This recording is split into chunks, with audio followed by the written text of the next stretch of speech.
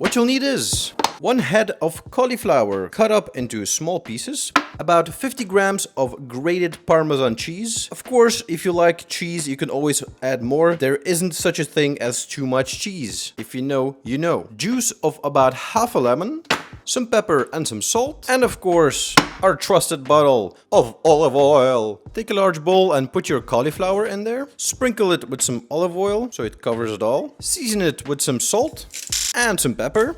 And give everything a good mix so that everything is coated.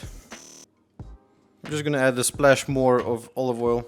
There you go. Take a baking tray and cover it with baking paper. Dump your cauliflower on there. Make sure to spread it around. That way it will roast and not steam. And now put it in a preheated oven at 220 degrees Celsius for about 20 minutes. Make sure to flip your cauliflower after about 10 minutes. After about 20 minutes, your cauliflower is nearly done. It's nicely roasted. Now it's time for the finishing touches. Take your half a lemon and just squeeze some lemon juice all over the cauliflower. After that, sprinkle your Parmesan cheese on top. Give everything a good mix so that everything is nicely covered in Parmesan cheese.